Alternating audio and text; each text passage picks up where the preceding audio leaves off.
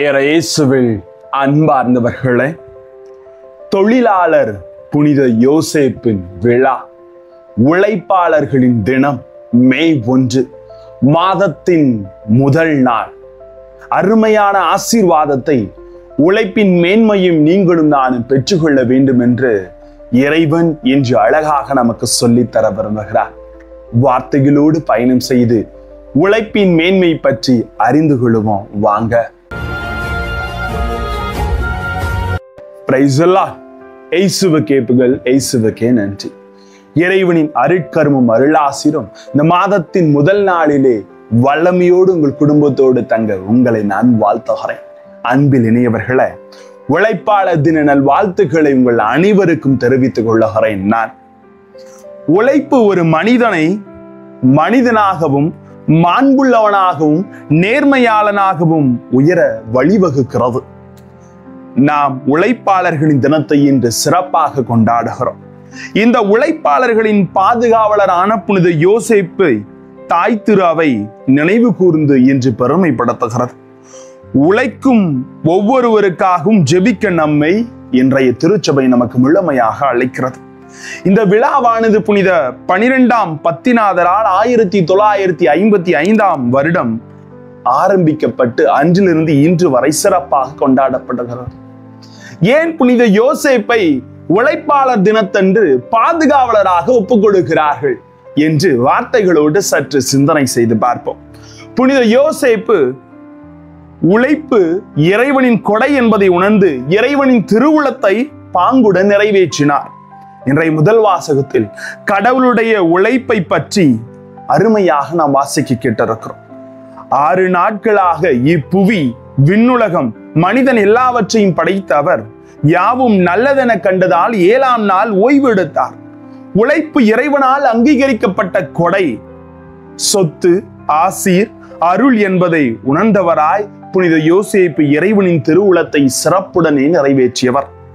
புனித யோசேப்பு இன்றைய நற்செய்தியில் ஒரு எளிய தச்சன் என சுட்டிக்காட்டப்படுகிறார். இருப்பினும் தன்னுடைய பணிவாழ்விலே நேர்மையையும் முழு ஆர்வத்தையும் கடுமையான உழைப்பையும் காட்டி மற்ற எல்லோருக்கும் எடுத்துக்காட்டாக அவர் திகழ்வதை நாம் பார்க்கிறோம். தன் வாழ்விலே மரியாளுக்கு கணவராகவும் குழந்தை இயேசுவுக்கு தந்தை என்பதை அறிந்தவராய், குடும்பத்தின் நலன் தனது உழைப்பால் தான் உள்ளது என்பதை உணர்ந்தவராய், மாட்சியோடு உழைத்து ஒரு சிறந்த குடும்ப பொறுப்பாளராக திகழ்ந்திருக்கிறார்.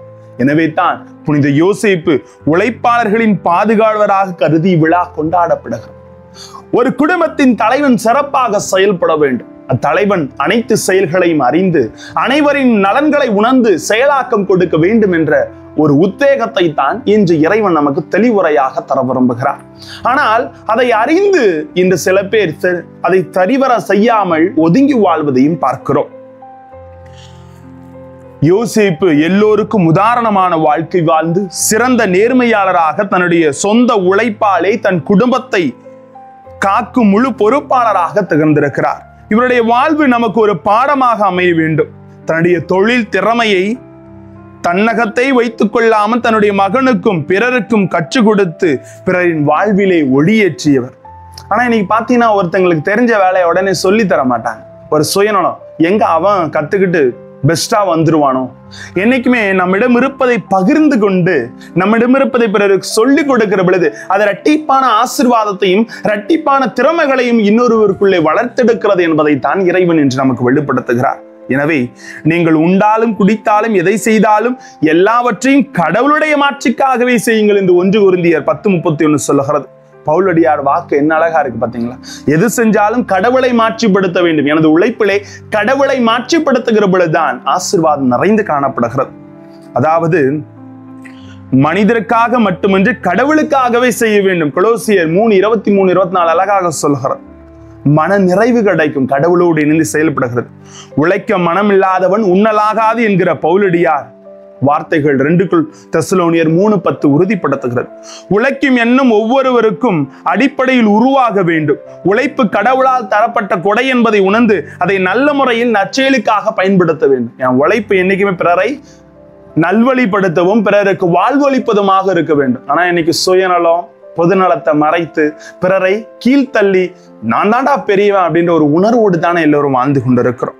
எனவே நமது வாழ்க்கையிலே புனித யோசேப்பின் குணநலன்களான நேர்மை, வாய்மை, பகிர்வு மனப்பான்மை, கடுமையான உழைப்பு போன்ற பண்புகளால் எல்லாம் நம்முடன் இருக்கிறதா என்று சற்று சிந்தித்தவர்களாய் நம்மையே நாம் இறைவனிடத்தில் உட்படுத்துவோம்.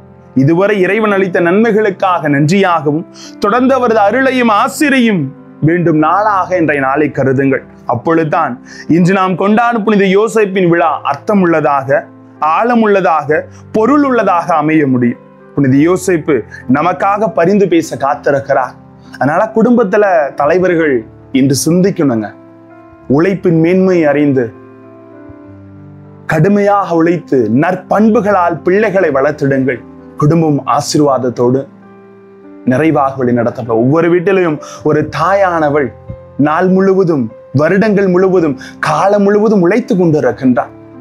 அதற்கு குடும்ப தலைவன் சிறப்பாக செயல்பட்டு இன்னும் அவர்களை ஊக்குவித்து ஆசிரியை பெற்றவர்களாக வாழுங்கள். ஒவ்வொருவரையும் இறைவன் வழி நடத்துவார். ஜெபிப்போமா. அன்பு இறைவா, உழைப்பின் மேன்மையை உணர்த்தும் இந்த நாளிலே அனைத்து உழைப்பாளர்களை ஒப்புக் கொடுக்கிறோம். அனைத்து குடும்ப தலைவர்களை ஒப்புக் கொடுக்கிறேன். உமது அன்பின் பாதுகாப்பு எல்லோரோடையும் தங்கி புனித யோசேப்பின் பரிந்துரையும் எங்களோடு உடன் வருவதாக உமது ஆசிரியனால் நாங்கள் நிரப்பப்பட்டு என்னாலும் உழைப்பின் மேன்மை அறிந்து வாழ எங்களோடு தங்கும் ஆண்டவரே. பிரைஸ் அல்லாஹ்.